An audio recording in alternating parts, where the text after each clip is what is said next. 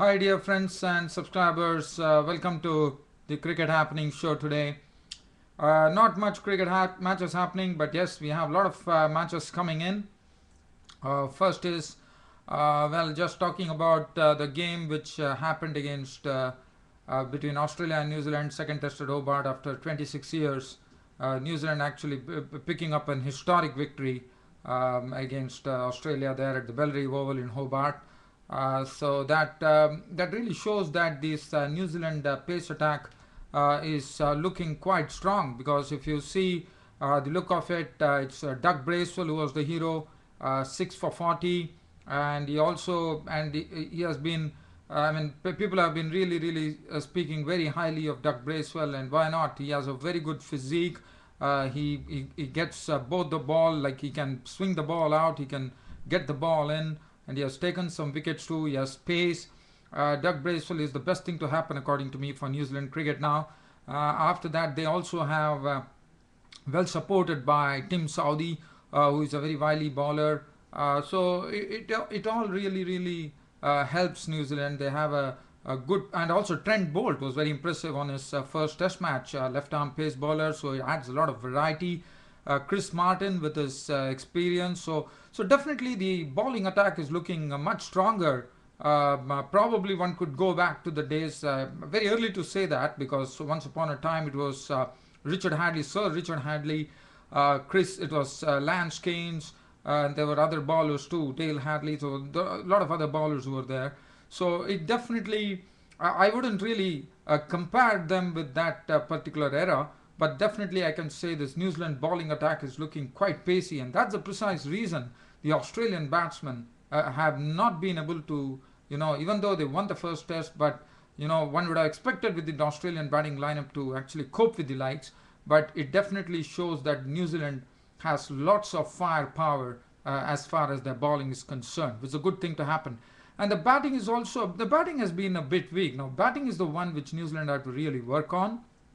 Now, so that is something that they have to work on. There is a lot of changes being happening in New Zealand cricket, and well, I thought it is all for the better, because New Zealand cricket has started really looking up after this particular one, and it's after 26 years they are actually squaring the series and not winning a test. Winning a test in Australia. So that really speaks. Very highly of New Zealand. It speaks volumes of this New Zealand cricket team, which has a new coach. Everything is new for them. They have everything from the top management. Everything has been sort of an injection of youth into the team. Doug Brownlee has been such a revelation. He played marvelously well and looks to be a fine prospect now for the future, according to me, because he has a good defense. He has a good technique. He can play strokes on the offside, strokes on the onside, and probably he's a real test match material now. And Doug Brownlee is another good thing that has happened for New Zealand cricket.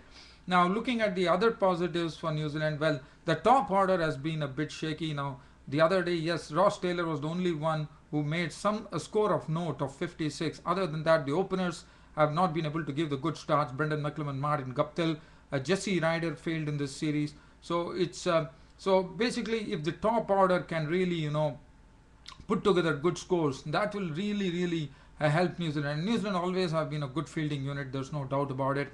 So there's absolutely a lot of things going for New Zealand as far as world cricket is concerned. And New Zealand, I think, this is the time for them to really go forward in the same direction, and get themselves get into the get themselves noticed as far as world cricket is concerned, and that's what they have been doing. Wish them well there. So it was a great performance, New Zealand. So keep it up, New Zealand.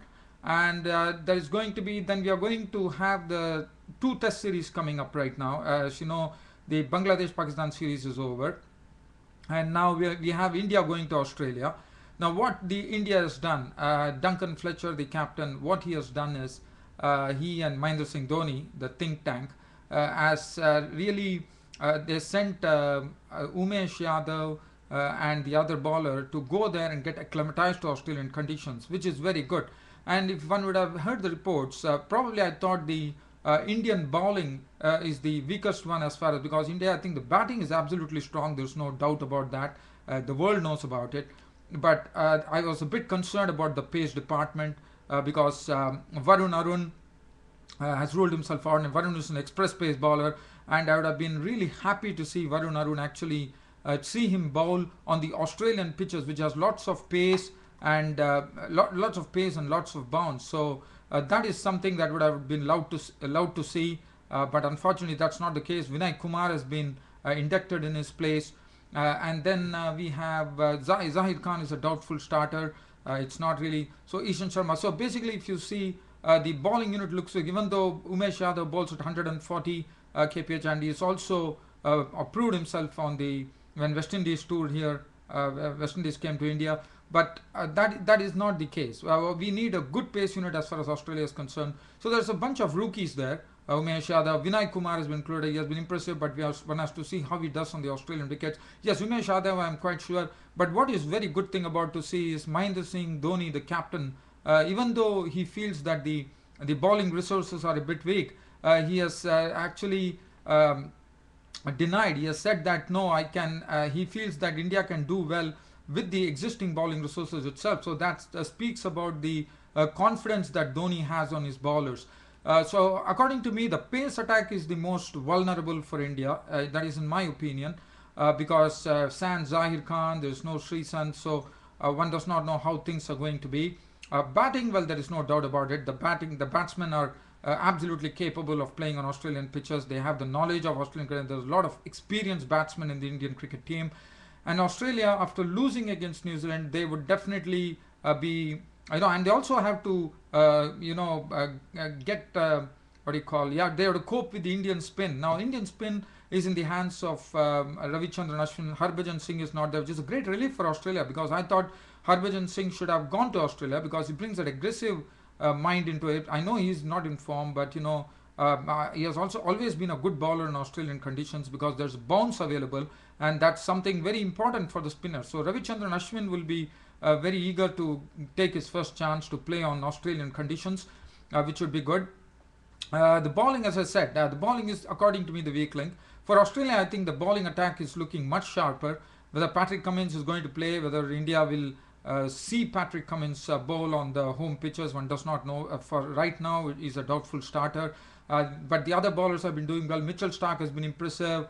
Yes, Australia definitely has injury problem, but I thought they have a good reserve bowling talent in store, which will be bowling to the Indians.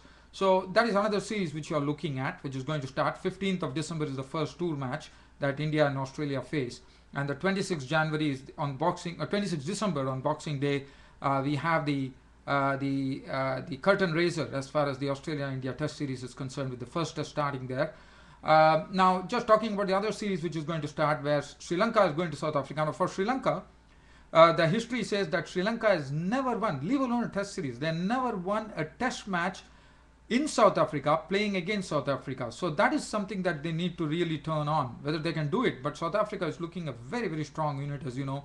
And Sri Lanka, in my opinion, I won't say underdogs, as Mahela Jayawardene very rightly said when Kepler Wessel said that probably Sri Lanka Sri Lanka is going to find it tough.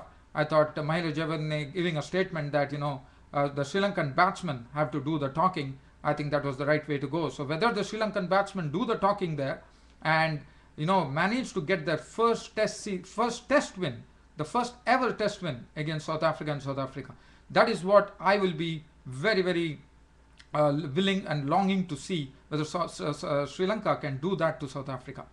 Well, other than that, dear cricket fans, friends and subscribers, thanks for your company, thanks for your encouragement, thanks for all your subscribers. If at all my dear friends and subscribers, if you have more friends and colleagues to whom you could pass on this message, and they can also subscribe to my Cricket Happening show, which is absolutely free of cost, I would really appreciate that. That is the only help I could really ask from you. Otherwise, you are the ones who are really helping me get onto this cricket show every day and do it in a nice manner so that you people enjoy my cricket show day in and day out.